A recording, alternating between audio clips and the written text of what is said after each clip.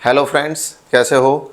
मैं कार्तिक आप सबका Delhi institute of civil services की यूट्यूब चैनल पर हार्दिक स्वागत करता हूं। दोस्तों, हमने पिछले 2 लेक्चर में बहुत ही important one topic about art and culture and history regarding UPSC exam, हमने Gandhara school of art and Mathura school of art को समझा। Now let's discuss about Amaravati school of art. तो हम कंपैरिजन करते हुए पढ़ते हैं।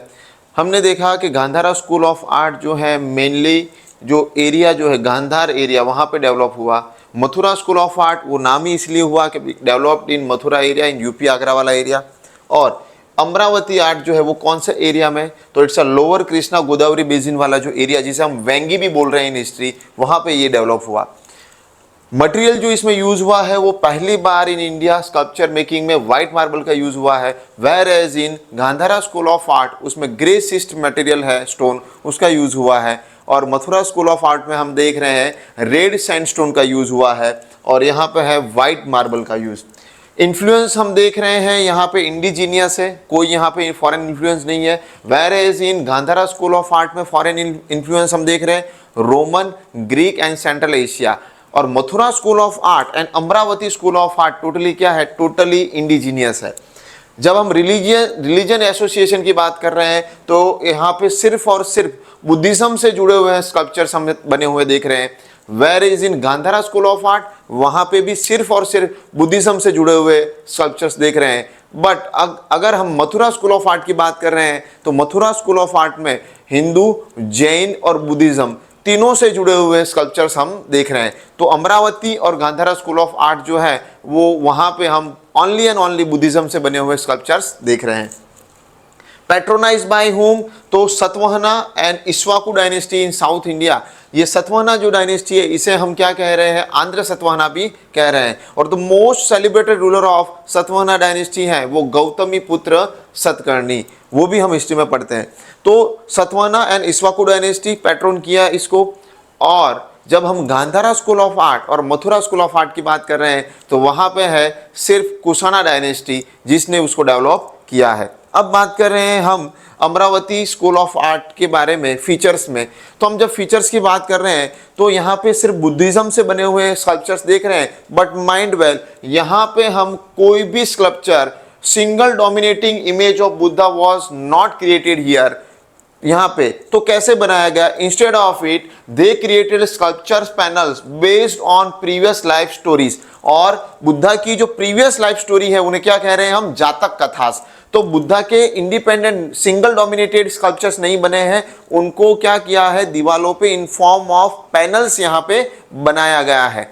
और मथुरा स्कूल ऑफ आर्ट और गांधारा स्कूल ऑफ आर्ट में हम देख रहे हैं where is single dominated independent sculpture बने हैं और यहाँ पे इसको क्या किया है, वॉल पे कार्व किया गया है और जातक कथाओं का इसमें यूज किया गया है। और जातक कथाएं क्या है, तो जातक कथाएं बुद्धा की प्रीवियस लाइफ में जिस जीवन में वो सिद्धार्थ गौतम बुद्ध के रूप में जन्मे उससे पहले वो कई लाइफों में अलग अलग जो योनि है उसमें जन्मे जिसमें मेनली एनिमल्स हैं। वैसे कई जातक कथाएं हैं उसमें जो है like it's a queen Mahamaya's dream, यानी जो बुद्धा की जो माता है महामाया उनको सपने में जो हाथी आया था ऑस्पिशियस, तो वो भी एक जातक कथा है। छंद जातका है, देन वीरू पुंडिता जातका है, रुरु जातका है, सिबी जातका है और महाकपि जातका। ये जो है कई जातक कथाएं हैं उसमें से एक की बात कर रहे हैं हम। दिस वन इज अ छंदत जातक, उसकी बात कर रहे हैं। और जो छंदत जातक जो है उसमें बुद्धा जो है वो हाथियों के राजाओं के रूप में उन्होंने जन्म लिया था, ऐसा बुद्धिज्म में बोला गया है। और वो जो हाथी है उसका नाम क्या है, छंदत। और छंदत क्या है, जातियों की प्रजाति है और वो हिमालय में रहते थे। हैविंग ए, कह रहे हैं कि 6 जो उनके जो आइवरी है 6 दांत हैं उनके, इसलिए उनको क्या बोला जाता है, छंदत बोला जाता है। तो छंदत जातियों की प्रजाति है और उसमें बुद्धा ने उस लाइफ में जातियों के राजा के रूप में जन्म लिया। और बता रहे हैं कि उनके 2 वाइफ थी, तो कह रहे हैं एक का नाम है महाचूल सुमंदा और दूसरी का नाम है महासुमंदा। 2 वाइफ थी छंदत जातक में जो हाथी के राजा के रूप में बुद्धा ने जन्म लिया, महासुमंदा और चुल सुमंदा। अब बोल रहे हैं कि एक दिन जो ये छंदत जातक कथा में बताया गया है कि जो हाथी है राजा वो नहाने के लिए तालाब में गए हैं अपने वाइफ के साथ और छंदत जातक कह रहे हैं कि नहाने के बाद तालाब से बाहर निकले और एक पेड़ के नीचे उनकी दोनों वाइफ महासुमंदा और चूलसुमंदा खड़ी हैं और कह रहे हैं कि बहुत ही सुंदर पेड़ है जिस पे अच्छे फूल आ रहे हैं। तो कह रहे हैं कि ये जो छंदत जातक में जो हाथियों के राजा हैं, उन्होंने छंदत राजा ने क्या किया, हाथी की एक पेड़ की एक टहनी को अपनी सूंड से हिलाया। तो जैसे ही उन्होंने हिलाया तो एक्सीडेंटली वो जो फूल है सुंदर, वो महासुमंदा उनकी वाइफ पे जाके पड़ा। और कह रहे हैं कि उन्होंने पेड़ की टहनी को जोर से हिलाया तो कह रहे हैं कि वो टहनी टूट गई और जो दूसरी वाइफ है चून सुमंदा पे जाके घिरी। और चून सुमंदा जो है वो कह रही है कि इससे नाराज हो जाते हैं, इस स्टोरी में बताया गया है। वैसे तो एक्सीडेंटली ये हुआ, पर कह रहे हैं कि चून सुमंदा वो मान रही है कि जानबूझकर मुझको ह्यूमिलेट किया गया। तो कह रहे हैं कि चून सुमंदा जो है अननोइंगली जो छंदत हाथी राजा है उसको छोड़ के चली जाती है। और छंदत हाथी राजा जो कह रहे हैं कि चूल सुमंदा को ढूंढ रहे हैं पर वो नहीं मिल रही है, और कह रहे हैं कि आफ्टर सम टाइम चूल सुमंदा जो है उनकी जो वाइफ उनको छोड़ के गई है वो मर जाती है। अब बोल रहे हैं कि जातक कथा में, छंदत जातक में चूल सुमंदा है वो अब एक प्रिंसेस के रूप में जन्म ले रही है। और प्रिंसेस के रूप में जन्म लेने के बाद उनकी शादी होती है क्राउन प्रिंस से। और शादी होने के बाद बता रहे हैं कि ये जो चूल सुमंदा जो हथनी के रूप में जन्मी थी, अब एक राजकुमारी के रूप में जन्मी, उनकी शादी हुई, पर वो पिछले जन्म का जो उनका बदला है उसको भूल नहीं पाई है कि वो जो थी किसकी पत्नी थी, छंद जातक हाथी की पत्नी थी, वो भूल नहीं पाई है। और कह रहे कि उसके अंदर बदले की भावना जगती है और वो जो अपने राजा पति है उसको बोल रही है, चूल सुमंदा मनुष्य के अवतार में अब आई है तो, कि मुझे छंद जातक नाम के हाथियों के 6 दांत होते हैं, वो दांत मुझे चाहिए, बहुत सुंदर होते हैं। तो कह रहे हैं कि जो चूल सुमंदा जो मनुष्य के अवतार में रानी के रूप में जन्मी है, तो उसका जो पति है वो अपने शिकारी सैनिकों के साथ निकलता है जंगल में शिकार करने।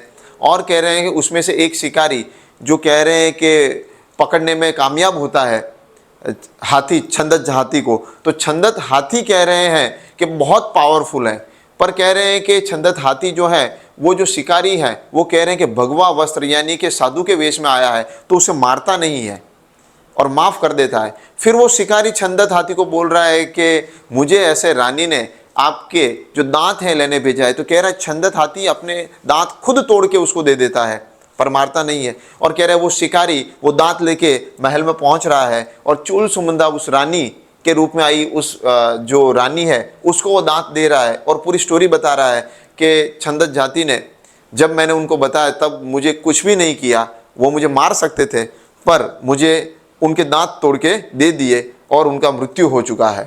तब कह रहे हैं कि वो जो रानी है वो इस इंसिडेंट के बाद बहुत दुखी होती है और अपनी गलती उसको समझ में आती है और कह रहे हैं कि दुखी अवस्था में उसकी मृत्यु हो जाती है।